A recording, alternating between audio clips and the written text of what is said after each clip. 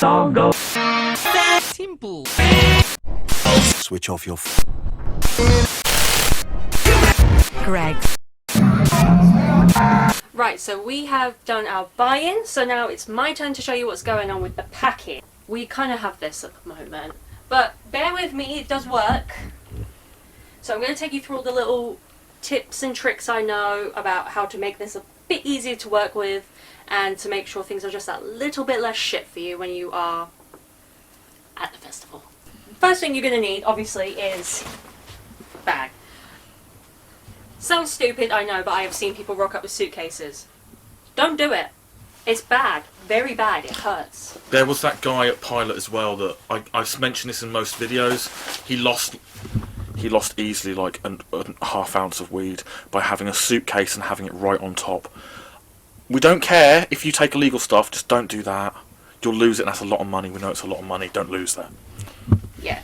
Although I'm going to say this, if you have the illegal stuff, try and hide it somewhere where they're not going to look like the bag. The bottom of the bag, not on top of it. Roll it up in your sleeping bag or air mattress. I'm not going to be bothered opening that up. So, one of the first tricks I'm going to teach you guys is with your clothes. So, I've already sorted mine out. Easily the best way to do this is you figure out everything you want to take with you and then try and half it. And if that's still too much, half it again. That's the best advice I've ever learned. That's from Rob Palmer, and I think he learned it from someone. So, thank you, Rob. And the easiest way to organise your clothes, because you don't want to be searching through your bag for like that one pair of socks you really need because it's fucking cold. Plastic bags. Organise all your different stuff into different bags. So like all your socks and pants will go in one, or your bottoms will go in another, or your tops will go in another. And then if you get something that goes muddy or mouldy or wet, you can tip everything out of one of the bags and utilise this as your separate damage, as I will call it. Bag of shit. Roll it up. Now, I don't really need to worry about labelling it because the bags are see-through. I know what's going to be in each one. So just roll it up, try and get as much air out of it as possible. Yep. Shove it right to the bottom. Exactly. I find it's easiest to pack the most dense but lighter stuff right at the bottom because then you haven't got like everything weighing you down, making it a bit harder to stand up. No heavy stuff smacking you in the lower part of the spine as you're in the queue. Which is desperate for me because I have a muffed up spine. 2 steps, whack, no spine. Now another little trick I will tell you guys, if you can get tons, and I mean tons of pants and socks that you don't mind getting damaged because you might be the person who shits yourself, pisses yourself, has a period, or just falls over in the mud, go for it. I mean, I bought like 3 packs from Primark. Slave labour quality. You know it's not going to last, but it'll keep your pisser dry. Yep, so I will probably buy socks there. And for everyone that isn't as biologically messed up, you might get shit-faced and shit yourself. You might need them. One of your mates might get shit-faced and shit themselves. They might need to borrow it. It just happens. Exactly. And also, I highly recommend fluffy socks for sleeping at night because it's very fucking cold. I'm lucky I've got a human radiator, but just in case. All our tops going in there. Spare bra because I have tits. That is actually a very vital point. Some of you ladies that are newer to it, spare bras, obviously, whatever you're more comfortable in. Sports bras, ideally, yeah. Yeah, I'm getting nodded at. It got hot, sweaty. You don't need a swamp down there. I'm male and I have swamp under my moobs. You don't need it. Exactly, it's all about preference. I mean, personally, I like the comfort bras without wires because I have a bad back and I work manual labour and it's easier for me. I know some girls prefer wire. Do you, but always have at least one spare.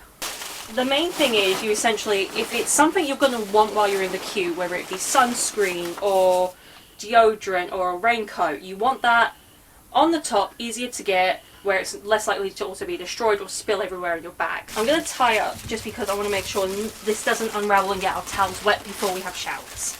And because socks and pants are the most important thing to keep dry, because I mean, tops you can air out over a bonfire or you can wear a bit damp if it's warm, that's fine.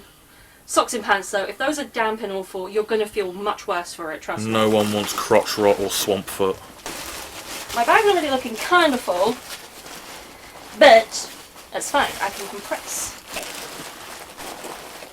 Wash bag. You basically want everything that you think is going to make you feel a little bit less shit and a little bit more human. And I'm going to put that towards the top because if this gets a bit damp if it rains, that's not as much of an issue because this is stuff that's designed to get wet anyway.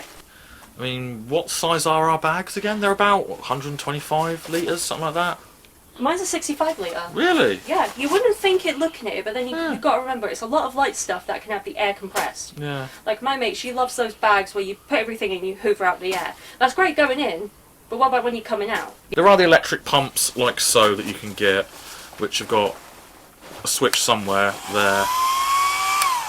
They work, they're a treat. What, $5 Tesco on it? Yeah, pretty much. Yeah. We go by coach, so we need to be careful about like how much we take versus and bringing it back. Yeah. I mean, this is handy because it has the inflate and the deflate versus like a traditional like step pump. But we've got a new bed this year, which is like one of those fold-out campy ones. So I'm not worrying about air mattresses this year, which means I've got more room for stuff I actually need, like blankets. Now then, the top's seeming pretty full, but I can do more. First aid kit. So the inside of the bag is now full. So the sleeping bag is currently airing out because I forgot to wash it from Bloodstock last year. I've Febrezed it just so it does not smell as terrible and makes sleeping a little bit easier, but that will go right at the bottom here in its own bag again, because then if I set it down on the ground and it's muddy, if I need to, it's not going to get fucked. Side pockets. What we're going to put in here is the number one thing you're going to need, bin bags. These are handy for makeshift ponchos, rubbish, fixing the tent, anything like that. Straight in. If you've shit yourself in all of your clothes and you need to make new trousers, perfect. If you've shit yourself out of your nipples and you need to make a new t-shirt, perfect. Don't ask, some people do, biology is weird. We don't question these things. We just work in warehouses, we don't understand biology. It makes a fair point. So, I haven't got much room left in that pocket, so I'm going to utilise by putting all the smaller things that are waterproof in the side there. And these are some of my favourite things for a festival. Hot hands. They're good to put at the bottom of your sleeping bag or whatever device you're using to sleep. Stuff them in your socks if it's extra cold. And this just makes life a little bit easier for yourself. They're just nice. Toilet seat covers for when someone just really didn't care. You will need them more often than you think. You're at a festival, people generally don't care. And tiny torch, always fucking handy, because you never know what you're going to step on. Isn't great? God forbid someone gets vitamin D and feels nice for a week. I get plenty of vitamin D. I get it from my vegetables. Certainly don't get it from me. Now, if you're one of these people that unfortunately burns easily, or you forgot to put it on, or your mates left you passed out on the ground, aloe vera gel. Now, this isn't the best stuff. This is from B&M. So, but it helps. It takes the sting out, makes you feel a bit better, cools you down. In it goes! And you can also use it to write on your mates that have passed out. You're a horrible person if you do it. Hi, high five, how's it going? Next, microfiber cloth. This is handy to use for if you have mucked your glasses up or anything like that. Personally, I like the idea of having these because if you are cooking at camp, you've got something to grab a handle so you don't burn yourself. Okay. And this is where I am going to put all of our cracking paper. I don't like taking rolls because they're more likely to get soggy. Once you open the bag, you're screwed. I like to get loads of little disposable ones because you can just carry them into the arena with you. You can have a couple of packs on you at a time, and they're handy to just go, oh, you're in a lot of trouble here, mate. Just have the pack and run away if it smells too bad. I got a giant 24 pack 2 years ago, bear in mind, from Tesco for $1.36 because someone had opened it and taken one out. Probably someone from the depot, so probably someone we used to work with. Pads. But also, these are good if you have a leaky bum and you don't want to keep running back and forth and going through your pants all day because you ate the dodgy chicken or something. And you've got danger farts on the go. Danger farts and the sweaty bum crack. These are handy. Yeah. You know, just don't have any shame. Don't worry about like things like, oh, it's not for me, I don't need them. It's like, mate, you're shitting your pants. Use them. It's better than adult nappies. Now then, I've shoved a bunch of tights up the top there because, again, I don't mind if they get damp because they're lightweight, they're thin. Stretch them out. I'm going to shove a couple of bandanas in there because, again, they're handy to have if you're sweaty, if it's raining, so you can dry your glasses off or anything else. You need a bit of protection if you've got hay fever, if you're still paranoid about Rona. Every possible reason, Spare people. mask. We've learned over the past couple of years it's not a problem to mask yourself up, and if you're still worried about it, just do it. No one's going to judge you. And now, right at Oh, I forgot we bought those. I didn't. I found them. I've got one that's being used, one that hasn't. Yeah, the one that hasn't been used is mine, because Yep. But I don't use it. Exactly. So because it's flat like this, and because I haven't got much room left, I'm going to put this right at the top of the bag, so that way it's the initial protection if it starts raining, stops things trying to seep through. And the great thing is, because everything we've packed in here is super lightweight and super condensed now, we can pull this down as much as we can. It's a much more smaller bag than we started with. Like I said, she's got the sleeping bag to go in there, but that's fine. You don't need me rolling up a sleeping bag. That's nothing. Yeah. And otherwise, I think we're done on that.